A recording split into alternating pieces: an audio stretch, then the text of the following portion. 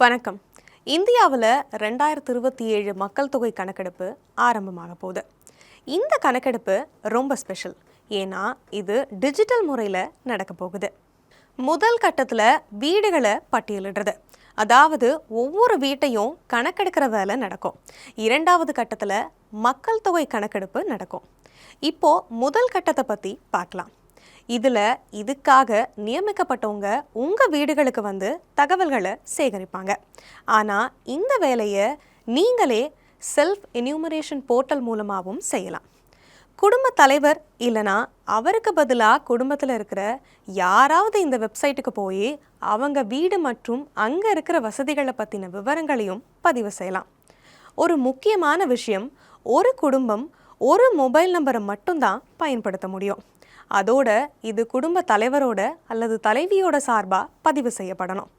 ஒரு முறை ஒரு மொபைல் நம்பரை பதிவு செஞ்சுட்டா அதை வேறு குடும்பத்துக்கு பயன்படுத்த முடியாது. குடும்ப தலைவரோட அல்லது தலைவியோட பெயரை மாற்றவும் முடியாது. மக்கள் தங்களை தாங்களே கணக்கெடுத்துக்கிட்டா இந்த வேலை இன்னும் சுலபமாகவும் வேகமாகவும் முடிஞ்சிடும். இந்த செல்ஃப் என்யூமரேஷன் ஒரு சிறப்பு வசதி. உங்கள் மாநிலம் அல்லது யூனியன் பிரதேசத்தில் கணக்கெடுப்பு ஆரம்பிக்கிறதுக்கு 15 நாளைக்கு முன்னாடியே இது ஓப்பன் ஆகிடும். விருப்பப்படுறவங்க இந்த வசதி மூலமாக தங்களோட விவரங்களை முன்கூட்டியே பதிவு செஞ்சுக்கலாம். போர்ட்டலில் விவரங்களை எப்படி பதிவு செய்கிறதுன்னு பார்க்கலாம். முதல்ல எஸ்சி போர்ட்டலை ஓப்பன் பண்ணுங்கள். அப்புறம் உங்கள் மாநிலம் அல்லது யூனியன் பிரதேசத்தை தேர்ந்தெடுத்துட்டு கேப்சாவை டைப் பண்ணுங்கள். அடுத்து வர வரவேற்பு திரை நீங்கள் என்ன செய்ய வேணும்னு வழிகாட்டும். இப்போது குடும்ப தலைவர், உதாரணமாக சுசீலா தேவி, அவங்களோட பெயரையும் மொபைல் நம்பரையும் டைப் பண்ணுறாங்க. உங்களுக்கு வசதியான மொழியை தேர்ந்தெடுத்துக்கோங்க. அப்புறம் ஒரு ஓடிபி மூலமாக வெரிஃபிகேஷன் நடக்கும். இந்த முழு செயல்முறையும் ரொம்ப பாதுகாப்பானது, அதே சமயம் ரொம்ப சுலபமானது. உங்கள் மாவட்டத்தையும் பக்கத்தில் இருக்கிற முக்கியமான இடத்தையும் தேர்ந்தெடுக்க வேண்டியது அவசியம். மேப்பில் நீங்கள் தேடின இடத்த காட்டுற மாதிரி ஒரு மார்க்கர் வரும். இப்போது அந்த மார்க்கரை உங்கள் வீடு இருக்கிற இடத்துக்கு நகர்த்துங்க. அதுக்கப்புறம் சேவ் அண்ட் நெக்ஸ்ட் பட்டனை கிளிக் பண்ணுங்கள். இதுக்கப்புறம் கேள்வித்தாள் பேஜ் ஓப்பன் ஆகும். முக்காவாசி கேள்விகள் ஆப்ஷனை தேர்ந்தெடுக்கிற மாதிரி தான் இருக்கும். பெயர்களை டைப் செய்ய ஃபோனடிக் மற்றும் விர்ச்சுவல் கீபோர்டு இருக்கும்.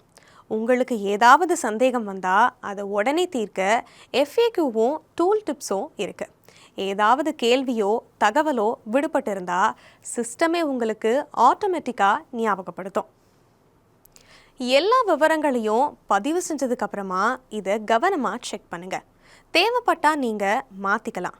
இதை டிராஃப்டாக சேவ் செய்யலாம், இல்லைனா இறுதியாக சப்மிட் பண்ணலாம். சப்மிட் செஞ்சதுக்கப்புறம் ஹெச்சில் ஆரம்பிக்கிற 11 இலக்கு SCID ஸ்க்ரீனில் வரும். இது உங்களுக்கு SMS மூலமாகவும் வரும். கணக்கெடுக்கிறவங்க உங்கள் வீட்டுக்கு வரும்போது இந்த SCIDயை அவங்க கிட்ட கொடுங்க. நீங்கள் கொடுக்குற சரியான தகவல் நம்ம நாட்டை வலுப்படுத்துறது மட்டும் இல்லாமல் அதோட உண்மையான நிலையையும் காட்டுது. அதனால் இதில் கலந்துக்கிட்டு உங்கள் முழு ஒத்துழைப்பையும் கொடுங்க. நமது மக்கள் தொகை கணக்கெடுப்பு, நமது வளர்ச்சி.